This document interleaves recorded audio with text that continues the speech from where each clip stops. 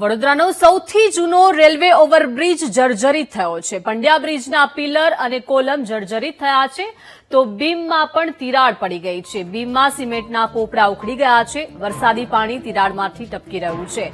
બીમની તિરાડોને પૂરવા કેમિકલ લગાવાયું છે। કોંગ્રેસના કોર્પોરેટર અમીબેન રાવત સ્થાનિકો સાથે બ્રિજ પાસે દોડી ગયા હતા। બ્રિજનું નિરીક્ષણ કરીને બ્રિજનો સ્ટ્રક્ચર સ્ટેબિલિટી રિપોર્ટ કાઢવા માંગ કરી છે। સાથે જ તાત્કાલિક વાહન વ્યવહાર બંધ કરી સમારકામ હાથ ધરવા માંગ કરી છે। કહીશ કે તંત્ર જે નવા નવા બ્રિજ બનાવી રહ્યો છે, નવા નવા બ્રિજ બી ગમે ત્યારે તૂટી પડે છે। અને મુદ્દાની વાત કરીએ તો આ શાસ્ત્રી બ્રિજ કે આશરે 60 થી 70 વર્ષ જૂનો બ્રિજ છે અને જે પ્રમાણે જે પિલ્લરો છે, પિલ્લરોના સિમેન્ટ ઉખડી ગયા હતા અને તંત્રે એને પંચર કરીને અંદર કેમિકલ ભરેલું છે। જે વાતની અમને જાણ થતા અમે એક ગંભીરતા આ વિષય સાવચેતીના ધ્યાનમાં લઈને અમે ગઈકાલે રેલવે સુપ્રિન્ટેન્ડન્ટને મળીને આવ્યા હતા। આ વિષય પર એમને જાણ પણ કરી હતી, એ આગળ પગલાં લેવાના છે। મુદ્દાની વાત છે કે આ શાસ્ત્રી બ્રિજ પર જયારે અટલ બ્રિજ બન્યા બાદ અહીંથી આ બ્રિજનું ભારણ ખૂબ વધી ગયું છે। લોકો મોટા મોટા વેહિકલ અહીંથી અવર જવર કરતા ઘણીવાર તો મોટા વાહનો જાય એટલે બ્રિજ આખું વાઇબ્રેશન કરતો હોય તો આ એક ગંભીર વિષય હોઈ શકે। સાવચેતી અમારી સૌની જવાબદારી બને છે અને જવાબદારીના ભાગરૂપે તંત્રને એક રિક્વેસ્ટ કરીશ કે આ જે તંત્ર પર સ્થળ પર આને પ્રોપર તપાસ કરે ને યોગ્ય નિવારણ લાવે, એ જ હું માંગ કરીશ। બ્રિજ એ મારા ખ્યાલથી 50 વર્ષથી વધુ સમય પહેલા બંધાયેલો બ્રિજ છે। રેલવે અને વડોદરા મ્યુનિસિપલ કોર્પોરેશન બંને આ જોઈન્ટલી બાંધકામ કરેલું છે। જે તે વખતે જે પોર્શન રેલવેના ટ્રેકથી પસાર થતો હોય માટે રેલવેના પ્રોટોકોલ પ્રમાણે કેટલાક મર્યાદાઓ હોય છે અને એ માટે રેલવે પોર્શનનું કામ રેલવે ઓથોરિટી કરે છે।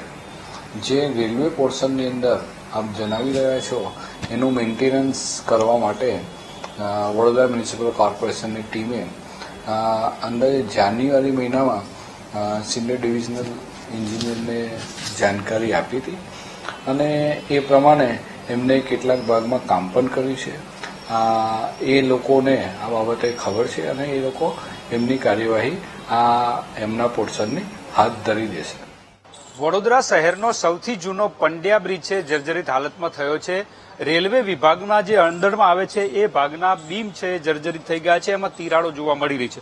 આપ જોઈ રહ્યા છો દ્રશ્યો કે રેલવેના વિભાગના અંડરમાં આવતો આ જે બ્રિજ છે અને એના બીમ છે એ ખવાઈ ગયા છે, એ જર્જરિત હાલતમાં છે, એની તિરાડો જોવા મળી રહી છે। બીમનો ભાગ છે જે ઉપસી ગયો છે એટલે ફૂલાઈ ગયો છે એવી હાલતમાં અત્યારે આ બીમ છે, એટલે જર્જરિત થયેલો આ બ્રિજ છે અને વહેલી તકે રિનોવેટ કરવો જોઈએ। આ બ્રિજનું જે રિપોર્ટ કરાવવો જોઈએ કે કેટલી સ્ટ્રેન્થ છે એની, એ રિપોર્ટ પણ કરાવવો જોઈએ। અત્યારે વિપક્ષના નેતા અમીબેન રાવત અહીંયા પહોંચ્યા છે અને શું કહી રહ્યા છે એમની સાથે વાત કરું। બેન, શું કહો છો? સૌથી જૂનો આ બ્રિજ, કેવી હાલત છે આ બ્રિજની, કેટલી જરૂરિયાત છે? લગભગ 55 વર્ષ જૂનો આ બ્રિજ છે।